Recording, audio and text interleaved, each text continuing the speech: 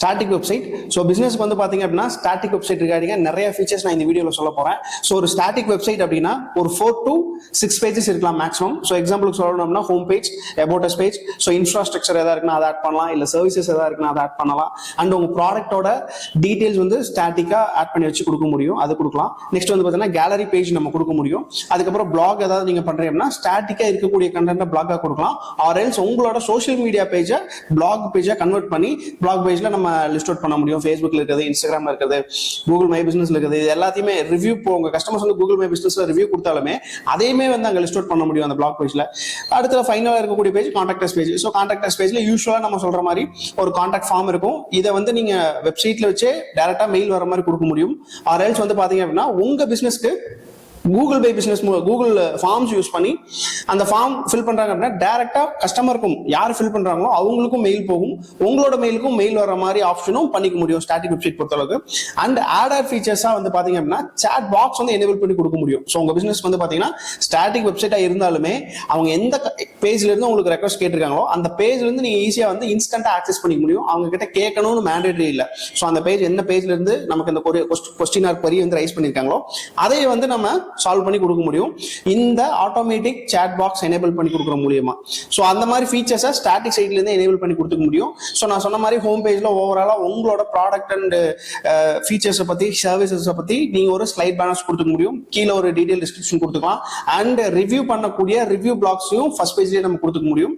இது எல்லாமே வந்து ஓவர் வியூவா வந்து ஹோம் பேஜ்ல நம்ம கொடுப்போம். அபவுட் அஸ் பேஜ்ல about your company and about your product அதை வந்து குமுலேட்டிவா தான் கொடுக்க முடியும். ஸோ அபவுட் யுவர் கம்பெனி தான் மெயினா இருக்கக்கூடிய அபவுட் அஸ் பேஜ்ல இருக்கணும். எக்ஸ்பர்ட்ல இன்ஃப்ராஸ்ட்ரக்சர், சர்வீஸ் ஆர் ப்ராடக்ட்ஸ் எல்லாரும் இருக்கீங்கன்னா அந்த ப்ராடக்டோ சர்வீஸோ இல்லை என்ன விஷயங்கள் நீங்க வந்து அந்த பிசினஸ்ல பண்றீங்களோ அந்த விஷயத்தோட லிஸ்ட் அவுட் நம்ம கேட்டகரி வைஸ் கொடுக்க முடியும். So category R sub category R what ever maybe the service நீங்க பண்றீங்களோ அதை அந்த இடத்துல லிஸ்ட் அவுட் பண்ணி ஈஸியா கொடுக்க முடியும்.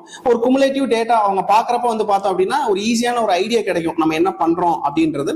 அதை வந்து நம்ம அந்த தேர்ட் பேஜ்ல நம்ம யூஸ் பண்ணிக்கலாம். ஃபோர்த் பேஜ்ல நான் சொன்ன மாதிரி பிளாக் அப்படின்றதுனால உங்களோட சோஷியல் மீடியா அக்கௌண்ட்டை நீங்க வந்து சிங்க்ரனைஸ் பண்ணி அதில் கொடுத்துக்க முடியும்.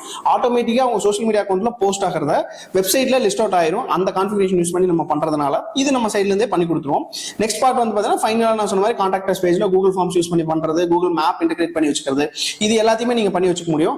அண்ட் இப்போ எல்லாருமே வந்து பாத்தீங்கன்னா அவங்க பிசினஸ் வெப்சைட்ல வாட்ஸ்அப்போட ஐக்கான் வந்து எனேபிள் பண்ணி கொடுத்துருக்காங்க. ஸோ அந்த வாட்ஸ்அப் ஐக்கான கிளிக் பண்ண உடனே வந்து பாத்தீங்கன்னா டைரக்டா வாட்ஸ்அப் இன்டகிரேட் ஆயிரும். அந்த வாட்ஸ்அப் இன்டகிரேட் ஆனே கஸ்டமர்ஸ் வந்து டைரக்டா ஒரு மெசேஜ் ஹாய்னு அனுப்பிச்சாங்க அப்படின்னா ஆட்டோமேட்டிக்கா அடுத்தடுத்த கான்வர்சேஷன்ஸ் வந்து பண்ணிக்க முடியும். என்ன சர்வீசஸ், என்ன ரெக்யர்மெண்ட்ஸ் இருக்கு அப்படின்றத ஈஸியா கஸ்டமரோட டச்ல இருக்கக்குண்டான ஸ்பெசிஃபிகேஷன் வந்து வாட்ஸ்அப் மூலியமா பண்ண முடியுது. ஸோ மெயில்னா கூட நம்ம வந்து நோட்டிபிகேஷன் போய் பார்க்கணும், அந்த விஷயங்களை நம்ம செக் பண்ணி அதுக்கப்புறம் நம்ம பண்ணணும். அதே வாட்ஸ்அப் பட்டன் எனேபிள் பண்றப்போ இன்னும் வந்து குயிக் அண்ட் ஈஸியா வந்து ரெஸ்பான்ஸ் பண்ண முடியும்.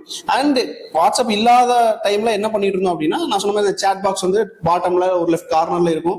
அதுல வந்து ஹாய்னு ஒரு மெசேஜ் வரும். அதுக்கப்புறம் நம்ம என்ன சர்வீஸ் ரெக்வயர்ட் இருக்கும் அதை கொடுத்தோம் அப்படின்னா அதுல கன்வர்சேஷன்ஸ் நடக்கும். இது எல்லா விஷயமே சேர்ந்து வர்றதா வந்து பாத்தீங்கன்னா ஸ்டாட்டிக் வெப்சைட்னு சொல்றோம். ஸோ நான் சொன்ன மாதிரி முதல்ல சொன்ன மாதிரி 5 to 6 பேஜ் இருக்கும்.